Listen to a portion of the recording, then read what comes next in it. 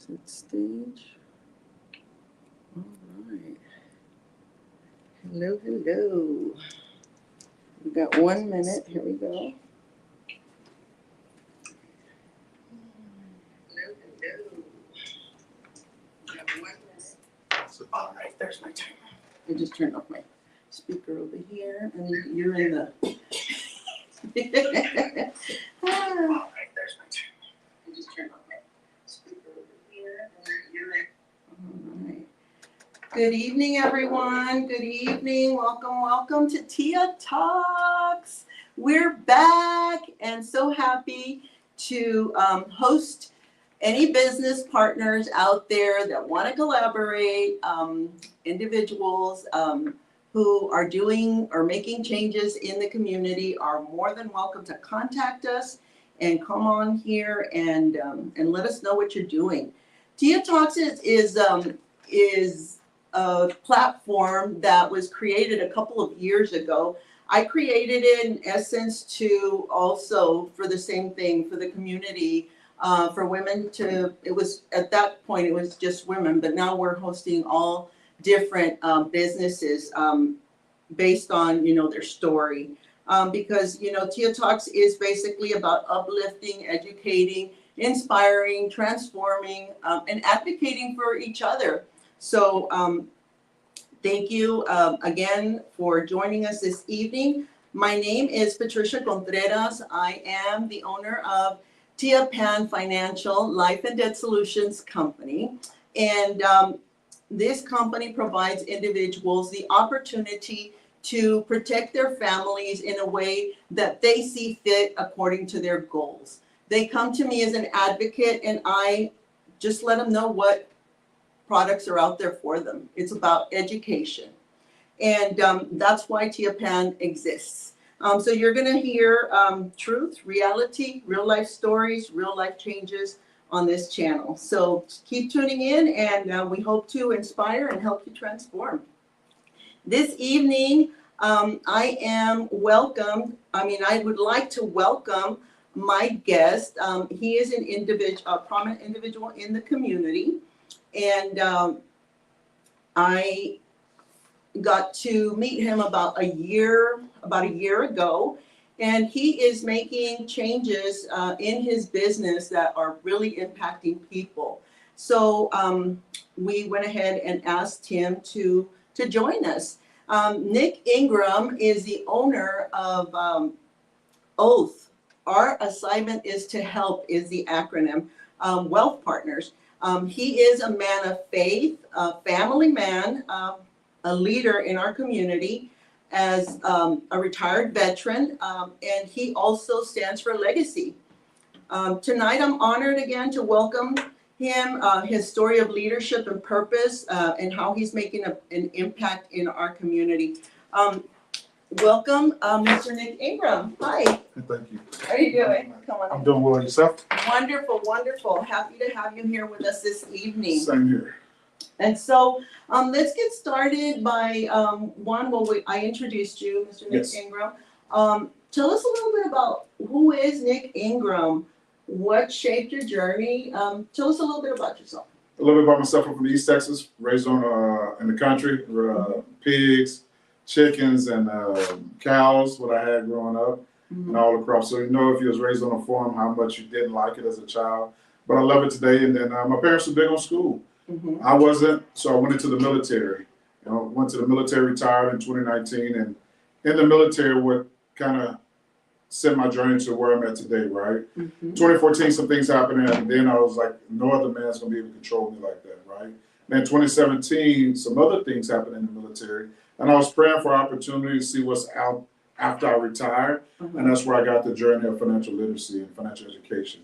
At first, I'm gonna be honest with you, it was only about money. But then once I got into the industry and seeing there was a lack of financial education in a lot of the communities, that's where I fell in love with it to go out there and help people create legacies. Right. Yes. Wonderful. That's wonderful. It's people don't realize what big of an impact that is on a family, especially at the time of need. Yes. And so when that happens, the person that they think about is you. Definitely. Sometimes they think about me a little bit too late. Sometimes, we don't think when we pass away, Mhm. we do two things. We either empower the family or enrich the family. We empower the family because we don't leave something behind to bury ourselves because it's expensive to pass away, right? And then enrich, we leave something behind so they could grieve properly and then also help them along the way to keep whatever value or whatever they want to leave behind. Okay. And so what exactly does Oath Wealth Partners provide as far as services? We provide life insurance and retirement vehicles and also take care of debt. We sit down with families or businesses, do a financial analysis, and then come up with a game plan to reach their financial goal, right? I don't think a lot of people know about how to find their financial independence number, which is called a PAnn, right? Right. More people know about that, the better it can be set themselves up. But in America, they tell us to do everything when we're 65 Right. or 70. I think that's a little late. Don't you agree? A little late. Yes, I do agree. Wow. So you were talking a little bit about, the challenges that you faced through your journey before deciding, what your path was going to be. And do you want to elaborate a little bit about that and maybe let us know, as far as your faith is concerned, how does it impact you? How do you feel about faith? Things. Without our Lord Savior Jesus Christ, we won't have anything. My dad's a preacher. My grandfather's a preacher. My uncle and my grandfather, great grandfather. So I was raised in the church, and to this day I pass that to my children as well because without Jesus and God, we're nobody, right? Right. We are. Prayer, I pray probably 20 plus times a day, and I thank God for everything. I could have been and lost my keys, and then when I find them, I always say thank you because I could still be there and be late, right? So I thank God for everything, and without them, I wouldn't be here today. So faith drives everything. I pray about everything. And don't get me wrong, we fall off the bandwagon sometimes, but I kind of try to stay the narrow and follow his word. We are all sinners, as long as we just keep coming back. Yeah, definitely. So, wow, so that's wonderful. I mean, I believe the same thing. Without our Lord Jesus Christ, we are no one, Yes, we are ma'am. nothing, and nothing is for us, basically. Yes. So that's wonderful. So as far as leadership and legacy, how do you feel that what you're doing today is helping shape that for our community? Okay, so when it comes to leadership, I would say when I bring agents on board, when we children, we dream. We want everything, big things in life, right? Then our surroundings and then the environment suppress our dreams. Right. And then when I get somebody on board and get them to dreaming again and get them to seeing that they can accomplish anything in life, that's the most reward to me, seeing them achieve their goals and dreams, right? Right. And then when it comes to legacy, I'll just use an example. I just transferred some, we did a retirement for a young lady, right? Her grandkids don't understand, they met me already, but the grandkids don't know when she passes away that I'm gonna be delivering checks worth millions to everybody. What I do today is going to live, if it's done correctly throughout the family, is going to live way past me. So I'm leaving a legacy within families because of something I do. And then also for my children, I'm doing the same thing as well, right? Because if we don't do something for our children now or our grandchildren, what's they going to have? Because the way America's going right now, it's looking a little scary, right? Right. So I think the impact I have on the world today is amazing. Definitely. It is by not just we all have that opportunity. And it's wonderful that you have made it your mission to move forward with it, right? Yes, I think everybody has it in them, but they just got to get around the right environment, the right mentor to help them see their dreams and goals again and go out there and achieve them. Exactly. Wonderful. Oops, sorry. I'm trying to get his information to scroll down on the bottom of the screen here for you all, but I'm not finding the I definitely can't help you out with that. tickler. No worries. I'll go ahead and make sure to include the information in the comments so that you can definitely reach out. Excuse my technical difficulties, first time back in a while, so we'll get through it. So that's wonderful because individuals don't really realize, like for example, in my case, when I first, well, not when I met you, but like a year prior to that, I wasn't even a reader. Yes. Yes, and when I was you know, I picked up a mentor, and I had a mentor, and you as well now have become my mentor. And, you know, you all give us the opportunity to grow Yes, definitely. by just, you know, giving us ideas of what needs to be, what do you need to read, what do you need to do, you know, things like that. And the younger that we catch, you know, individuals, the better for our cities, our nation, our families, Yes, ma'am. you know, everything all together. So what kind of financial wisdom would you be able to share with us today? What wisdom I would share is, one, get with somebody that can help you. Right. Two, I would say find your financial independence number. Definitely reach out if you don't know how to do it, or you can look it up. There's multiple ways to do it. And then sit with somebody to get there. Another thing is, the sooner you do it, the better off you'll be. I would say that those two things is be proactive than reactive. And you can get there faster than you think with the right tools that's out there. I think in America, we always complain about the rich and the wealthy. They got this and they got that. But the crazy thing about it, we all have the same access they have. It's just we haven't been educated on it, right? That's right. There's the point. We just don't know. Just don't know. And We we can't know. Yep. fault somebody for it, but we also can fault somebody when they know it's, I don't know it, and then don't seek it, right? Yeah. Because now we have Google, we have all these platforms to use. We have ChatGPT that can help us a little bit, right? Yes.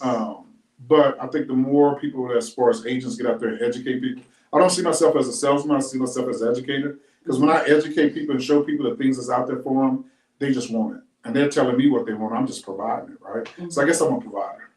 Yeah, a service provider. There we go.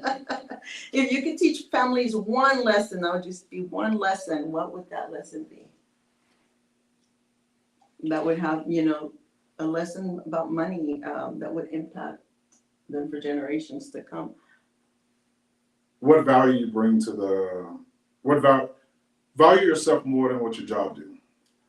And that's not even considered money, but I just say maybe when it comes to money, to be proactive, but I think the value we bring, you're more than I wouldn't say a money aspect, I'll just say the value.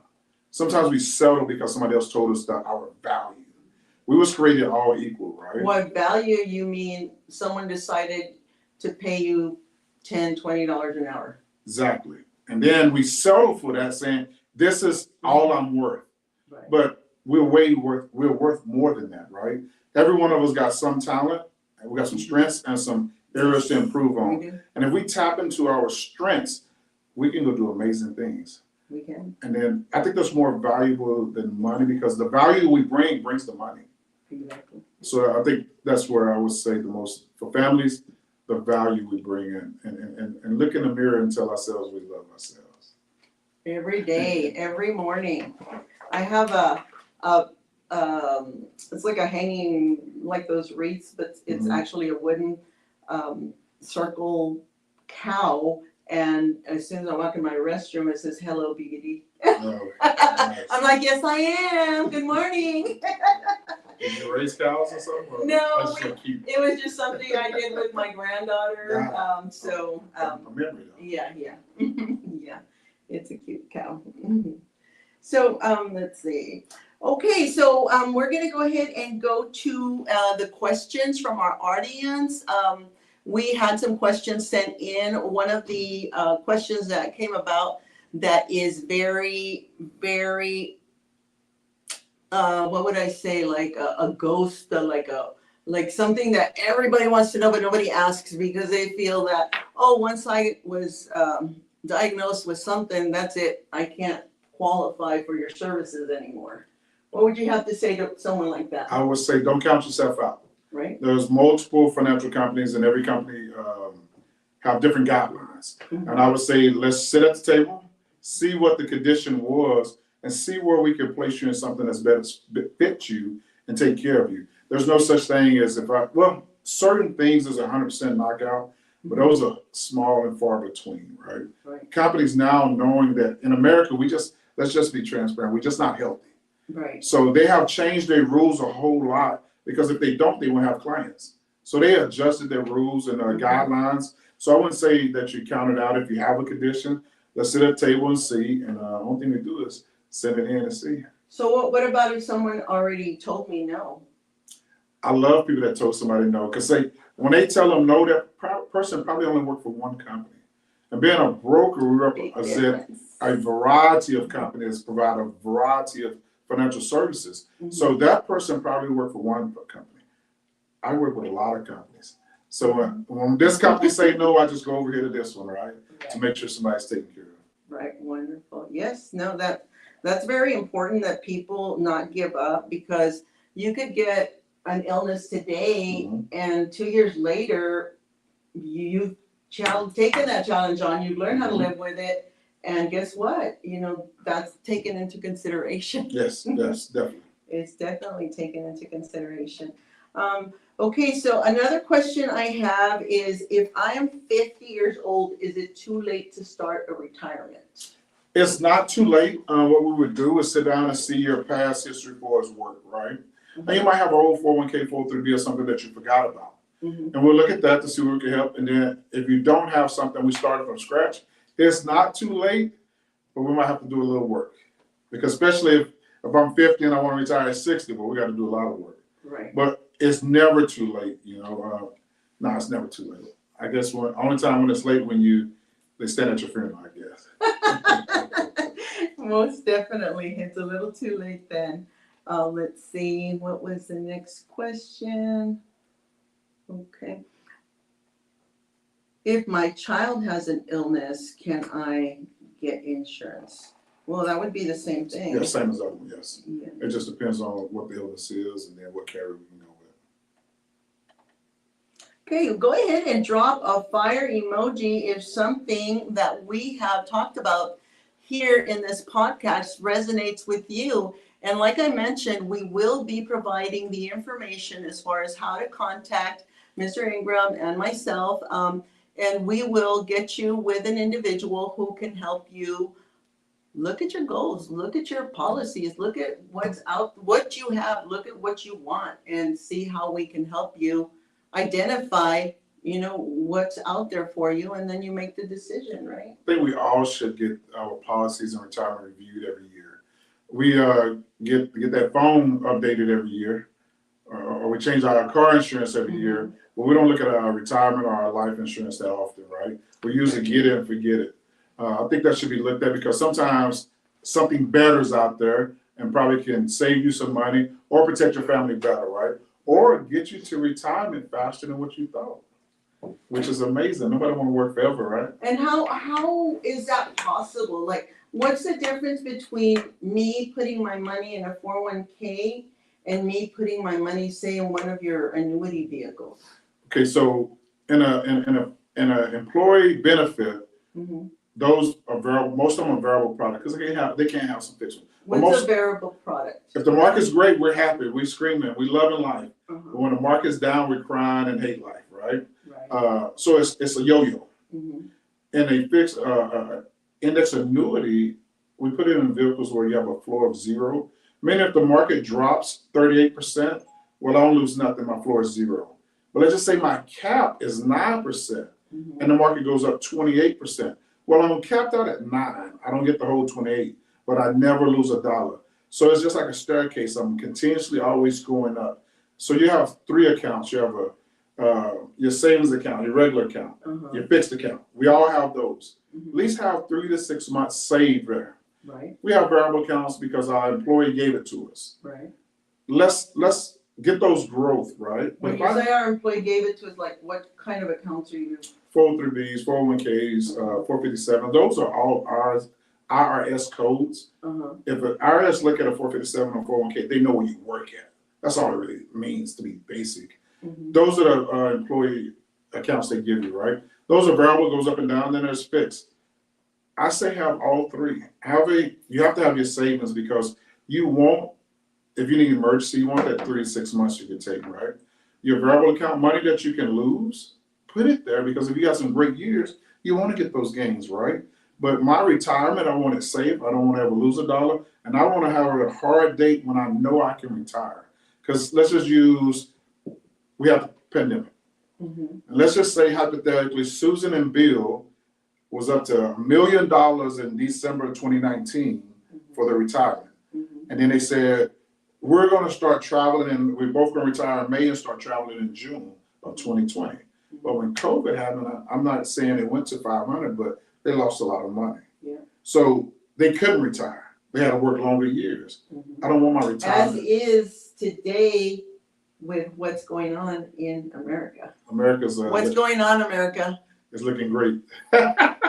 So many job losses, layoffs. This week, Spirit sent the email. They said at 2:15 in the morning, telling people they lose their job. Very sad. And it's crazy how a person value you enough. I'm saying value you enough to only send you an email saying we're letting you go. But you didn't take your child to the doctor because you had to go to work. Yeah. That's I'm not saying they truly value, and that's why I say we got to look into value. I'm worth more than an email. Yeah. I'm worth more than $20 or $50 or whatever it might be. And I'm not saying all jobs are bad, but I'm saying why are we settling when we're great? Right. And so what opportunity do you offer for folks that say, well, I'm not settling, I want more. How can I get more? I recruit. You do? I recruit agents to come on board, get them licensed, and show them, teach them, train guide, develop them how to do financial services to go provide for families. And I know people probably say, you recruit, that's bad. Doctors recruit, lawyers recruit, Everybody recruits. dentists recruits, military recruit. Uh-huh. The only thing difference between a recruiter and somebody hiring you, I recruit you and show you your potential. I train the guy and work with you to get to where you want to go. If I hire you and give you a salary and you can't say nothing, you do what you're told. No, I recruit you. We work together to go achieve the dreams and goals that you desire. And that's the difference, right? So I know some people frown up on recruiting, but if they recruit you, they see some value in you. Exactly. Right? Exactly.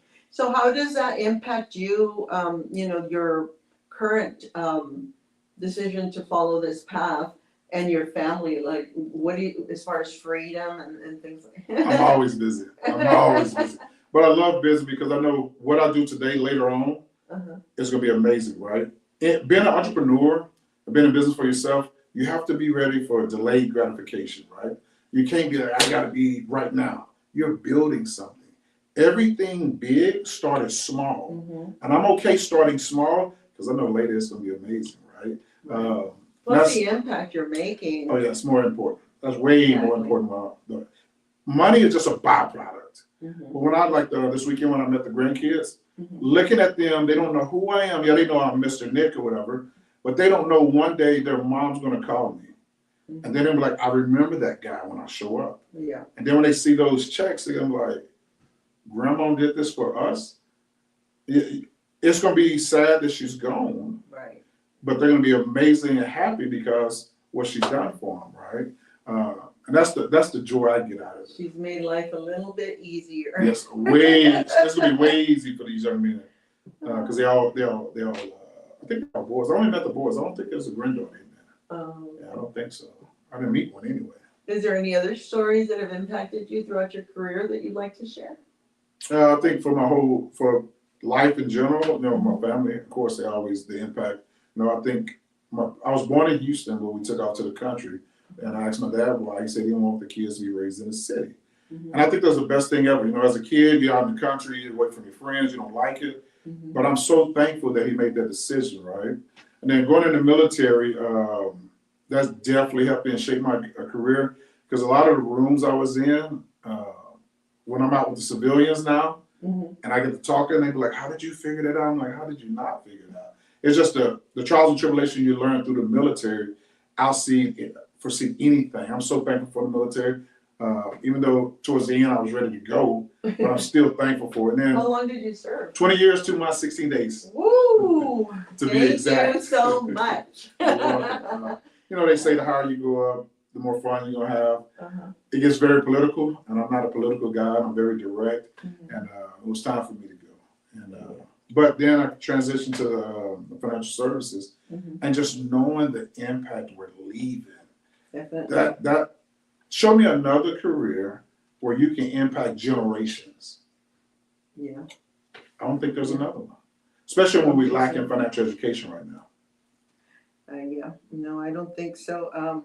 We see every day so many people striving for their goals and making it and meeting their goals in this industry with the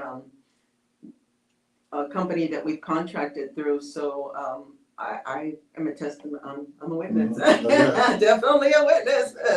Yeah, but at the end of the day, it's delivering the financial education. And then you mentioned debt solutions. What is that about? That we partner with a company, and what happens is, if any of the agents send you their link to you, just fill it out, and we have a expert working with that individual to try to get rid of their debt. Right? I'm not a specialist on it. Exactly. I'm just a referral person on it, so I can't really get much depth on it. But I have seen it help a lot of people. They're paying $600-700 a month. Now we're down to $300 to $200 a month. So those, the company does a great job helping people out. So everybody in America has debt. So if you have debt, you need somebody to look at it. We have some experts to look at it for you. And it's not like, oh, you're gonna work with Timmy today and work with Sarah tomorrow. No, whoever is working with it, same person throughout the whole process. That's wonderful. That's wonderful. So we have another question right here. Let's see. If I have a grandchild, do I need to have their parents' permission to get my grandchildren protected? Like you were mentioning, your recent case. So I have a lot of, so the recent case is her retirement. Oh, okay. It's some money we moved that's gonna grow. When it comes to life insurance, if you're not the parent, you're gonna need a signature from them, which is easy. I hope you're gonna have to talk to the parent about putting. Some people are weird. But I can't say every company's like that. The companies I deal with, because I'm broker with a lot of them, my main companies, they require that the parent sign as well, which is okay. Not always. I take that back, because I did one 2 months ago. The grandmother put it on the grandchildren, and the parent did not have to sign. So not every company's like that. Right. But most are. Oh, okay. Okay. See, there you go. Grandmas, granddads, get your grandkids taken care of. Why would they want to do that? Why would they want to start early? Less expensive. Really? The younger you do it, the healthier you are. So of course it'd be less expensive, right? So that's what the main reason for. Oh, okay. Well, see, you start them now, and or you think about if you're gonna do something that builds cash, the compound effect. Let's just say you do it when they're 1 year old. That compound effect, you have 6-7 figures by the time they're ready to retire, and they don't even know about it, right? So there's so many multiple positives of doing it early. One is to save money, really. Right, definitely. And, have more time to, like you said, have it accumulate. Yes, ma'am. Definitely. So is there anything else that you would like to share with us today? When it comes, what would I like to share? Let's stop blaming the school system for not teaching us about education and finances. Let's start taking the control in our own. And then another thing I would love to talk about, in most communities, in most households, we don't talk about 3 things: religion, politics, and finance. If we continue to not talk about it, our kids are just going to mimic what we did. Right. If we have bad money habits, do we want to pass it to our children? Nope. So how about we start learning about it so they don't follow the trend? They talk about it's in the genes versus poverty. No, it's not. It's a mindset. I think we're talking about finance, religion, and politics. When our children leave the nest, they'd be better off. Especially finance, because most of us learn the hard way. The school of hard knocks, right? When we got a lot of debt, we have all this other stuff. And it's crazy in America, when a person turns 18 in America, come on credit cards, right? And what do a kid do with their credit card? Especially if they go to college, they're getting them. It's running up, right? Yeah. So it's crazy that they do it, but they know we are not financially smart, and we run it up, and they know somebody been paying debt for a long time, right? So I think financial literacy, politics, and religion, we need to talk about. And it's not about you need to do this. No, educate them on everything. Right. Let them make a decision so we have some leaders that have a lot of followers. Right. Yeah. Definitely. And so as far as the opportunity that you mentioned, helping entrepreneurs, how can someone reach you if they're interested in growing and becoming, an entrepreneur? They can reach me through the Facebook. I don't know how to set up. Or they can call me at 210-578-9614 or reach out to you. Okay, all right. Yeah. And I said I'll go ahead and include his details in the comments as well, as you can also reach out here on Facebook and Instagram. He is on both social medias. So, okay, I think that is going to do it for us. We have, let's see, what time is it? I think we're at 30 minutes already. Yeah, we're good. Yep, so Nick, I want to thank you so much for joining me today and opening up your heart and, discussing all this information with us and your background and definitely, how you're helping our community grow one person at a time. Thank you for having me, and I look forward to helping those that are looking for help. Wonderful. Thank you. Thank you. All right. Good night, everyone. Keep those questions coming, and we'll have the next guest coming out soon. We'll start publishing that soon. Good night. Peace and love. Take care.